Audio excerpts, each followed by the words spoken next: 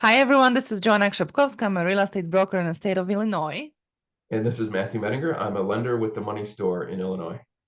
And we are getting together to talk to you guys every week about market updates when it comes to the real estate market. And for me, this week kind of stayed the same. And we just spoke off camera. It looks like it was kind of study week for both of us.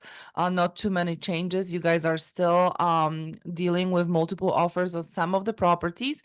But then on the other hand, if the houses are overpriced, you see the greedy sellers sometimes maybe hoping for a better price, but you buyers know better, and we see more and more homes reducing the prices when they get overpriced $10,000, $25,000, and it's big. And sometimes agents will try and negotiate the price down. That's great, that we have agents that are very aggressive and will do that for their buyers.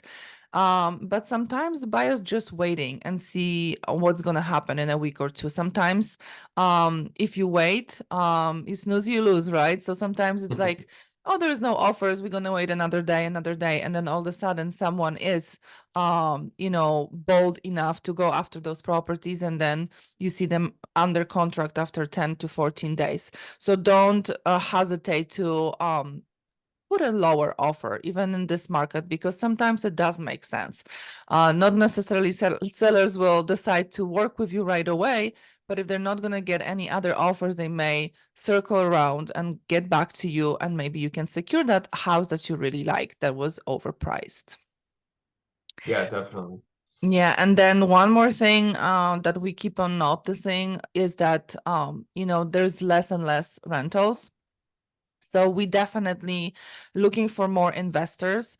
We were just talking that, sometimes, with the interest rate today for investing property, sometimes it doesn't make sense for the cash flow, but it makes for holding the property and just making sure that somebody else pays off your mortgage.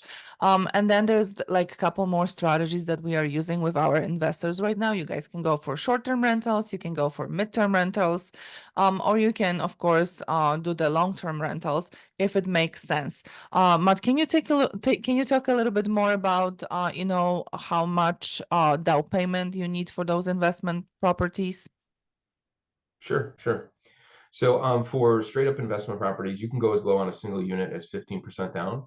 But what I tell people a lot of times is 25% down is kind of the magic number, because it's a little kind of in the weeds, but sometimes the interest rates will be off the sheet, they call it, to where you have to buy points to bring the rate back on the sheet.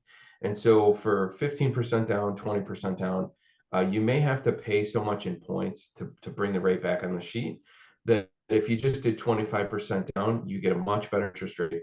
You're most likely not to be off the sheet. You don't have to really pay points.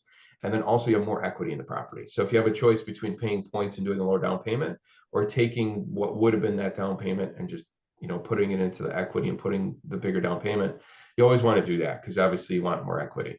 So and I've heard a lot of strategies. Right now it's hard to cash flow on rental properties. A lot of people are just trying to break even.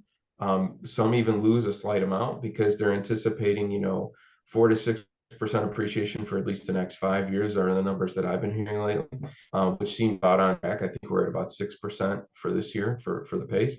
So a lot of people are saying, well, I'm not cash flowing now, but I will cash flow in 1, 2, 3, 4, whatever years. So it's basically a hold strategy where they say, this is a long-term investment like a 401k or like whatever. I want someone to pay down the mortgage. I also, of course, want to cash flow, but it's not the most important thing because I'm going to hold this for a long time. So that's kind of one of the strategies I've seen a lot of people kind of look towards now. Yeah, absolutely. I see that as well, and it makes sense. I Yeah. had somebody break this down in numbers for me, as an investor, and totally makes sense when you think about it. Mhm. So definitely real estate is a long-term investment. And then I have one more question to you, because once the houses go under contract, we don't really see what they sell for till they Mhm. close on the property, right? But Yeah. you actually can see a little bit more. Yeah. So can you tell me, like, on average, what do you see out there? I know people are paying more, but is it 5,000 more? It's 10,000 more? It's 20,000 more? I've seen a wide range. So I'll tell you two files I have currently.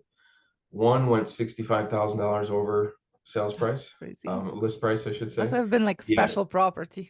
yeah. It's a higher, it's a little bit higher end home. It was 700 and it was bid up to 765. I also saw another home, it was 325, it was bid up to 375. Um, but I would say on average, the average single family home, the 300, 350, most places you probably see, 5,000, maybe 10,000. Nothing too crazy over ask. It's really more the really desirable areas with great schools and things like that where people have the money to go up 50,000 or whatever it is. But the majority is 5 to 10 is most Yeah. that I see. And some are going at list price. So I don't like to discourage people because you never know. Just like you said, if something's sitting for a week or two in this market, most likely they may have overpriced it. So it Mhm. doesn't hurt. Obviously, you don't want to insulting and go too low, but to bring it where the value should be, where the market says it would be with the comps and everything, that makes total sense. And you never know. I mean, someone has to win. So, they may need to get out. They may, you don't know what constraints they have as well. So sometimes people need to get out, but they're maybe just going against their better judgment and think they can get more, even though they've overpriced it. So it's always good to give it a shot and see what you can do. And now one more question, since we are talking about the subject. Do you see those properties appraising? So I will say both properties appraised. Yes. Both So appraised. So I think yeah. the Yeah. appraisers are looking also at the market situation right now, Hmm. for sure, right? So, Yeah. um, because when you guys are working with the buyer's agent and we are working on putting the offer together, price is definitely the main subject that we talk Yeah. about, but it's not only condition that you can add to your offer. So working with the knowledgeable agent will help you definitely shine through the Yeah. other offers. So make sure you are educated on the offer, and listen to your agents because they know what's happening out there. They know how And to create the perfect offer. Because we are on the other side too. Like I when I have a listing, I literally look at everything and I compare. I start with just looking which agent actually filled out the contract correctly because if it's not done the yeah. proper way, that Yeah. already brings like red flags. And I'm like, okay, if they cannot do the contract right, how they gonna be through the whole transaction? And I'll say, to kind of touch on what you said, I deal with a lot of agents, obviously, and I see strategy. I see kind of how they negotiate things like that.